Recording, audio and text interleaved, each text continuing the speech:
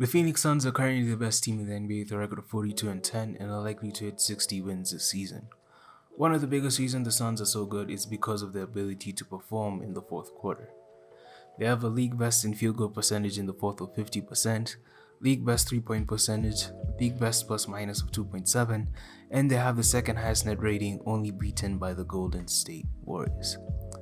The Suns routinely seem underwhelming for most of the game until the fourth quarter hits and suddenly the team is unstoppable. So why are the Suns so good in the fourth? Well, there's a lot of reasons for their success. The first and most important reason is having two tough shot makers and playmakers in Devin Booker and Chris Paul. Let's start with CP3. He has a league high net rating of 47.5 in clutch time games. Most of the time it feels like he's in cruise control for the first 3 quarters of the game, figuring out the other team's weaknesses defensively. And then he kicks it into another gear and kills them at the end of games. Whether he's abusing big men in isolation, Paul dancing on Porzingis and gets the 2. The vintage CP3 elbow jumper, Got the screen, here comes Paul over Nurkic. Got it. That ties the game. and most importantly, his playmaking. None. Only one in the entire second half. Good feed beyond ball from Paul. His aggressiveness in finding his own shots in the mid-range and playmaking for others is beautiful to watch, whether he's finding shooters, setting up bigs for dunks, or finding cutters in the lane. And when you need a tough bucket, he's a guy we look to in the clutch. Chris Paul into Covington. To Tucker. Got it. Into Paul. Powell, the defense. Shot clock at 7. Chris Paul ties it at 104. Devin Booker has been great in the clutch as well, shooting 62% from the field on ridiculously tough shots. He's a Suns go-to guy when set plays break down and you need someone to make something out of nothing. Gets Jones up, squares, fires, connects, back-to-back. Booker also scores 25 points per game on a much lower amount of touches per game. This means he's more decisive when he gets the ball. He wastes no time getting into a shot, making him a lethal scorer. The 3-point shot is something he's been hitting with a lot more consistency this year, at 37% compared to 34% last season. He's shooting coming off pin downs on contested shots. Gets it to Book, rising up from deep, splash down. Or even FU sidestep threes. Lakers, little sidestep by Booker, and that one's good. He's heating up. Don't put anyone small on him either. Edwards, tough assignment against Booker, one of the most gifted scorers in the league, and there you go. These two dynamic guards are the main reason the Suns are so good in the fourth offensively. Teams in the league want you to take tough mid-range shots, but the Suns have two guys who specialize in taking tough mid-range shots, playing directly into Monty's hands with these two on the court together.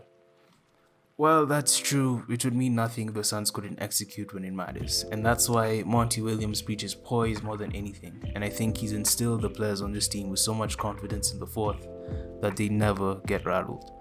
This is our poise right now, guys. All right, let's go.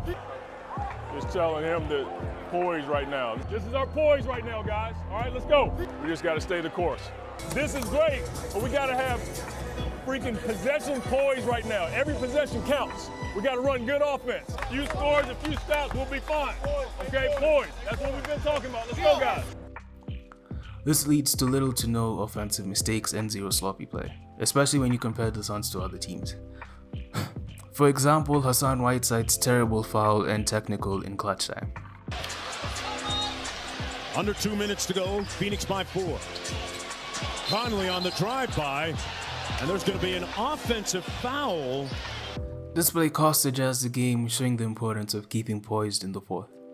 Continuity is also an important factor. The Suns playing another season together after a finals run no doubt made this team closer and really set the players into their roles. Everybody knows exactly what they're meant to do out there in every possible scenario, and this isn't a luxury that every team has. Of course, however good the Suns are on offense, it doesn't matter if they can't stop teams from scoring on the other end. Which brings me to the next point: defensive intensity. Defensive intensity picks up dramatically in the fourth quarter. This isn't particularly unique to the Suns compared to the rest of the league. The fourth is winning time after all, but you can just see the effort pick up. Defensive mistakes are rarely made, leading to really tough shots for the other team. Just look at the timing on these switches. The Suns mainly play drop defense, with the goal being to force opponents to take mid-range shots, which is kind of ironic.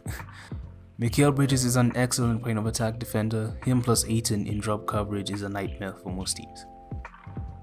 Ayton plays a conservative style defense for most of the game in order to avoid foul trouble. This is something he really struggled with earlier in his career, preventing him from being on the floor in key moments. This year, he's more selective in when he goes to contest and is more aware of how to deter shots without fouling. In fact, a key reason why the Suns are better this year in the fourth and just in general is player development. And oddly enough, it starts with Chris Paul. Chris Paul plays a higher percentage of his minutes in the fourth compared to any other star player in the league. For most games, he comes out early in the third quarter.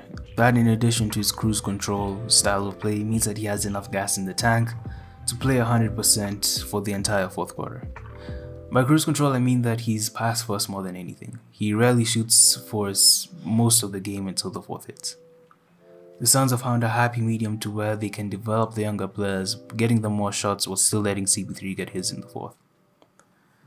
Cam Johnson has really developed his game to be more dynamic offensively. He's cutting a lot more while also learning to create for himself when a possession breaks down. His 3-point shot has also been ridiculously good this season, shooting 43% from 3, which puts him way near the top of the league, considering the amount of attempts he takes per game as well. The next step for him will be taking and making pull-up threes off the dribble and through screens, just making him harder and harder to guard. Mikal Bridges also has taken a step in creating his own shots, especially from mid-range. He's pulling up with a lot more confidence this year, and this shot is looking unblockable with his length. So that just adds another tool in the toolbox for the Suns team to pull out. Yeah. All in all, the Suns are a great team, but in the fourth, they become historic. And as a Suns fan, I hope they can continue the momentum all the way to the NBA Finals and win it all this year. If there's anything I missed on why the Suns are so good in the fourth and you guys have other points, please leave them down in the comments. I'm curious to see what you guys think. And also, if you enjoyed this video and want to see more content from me, subscribe to the channel. We're trying to grow out here, and yeah, I'll see you in the next one.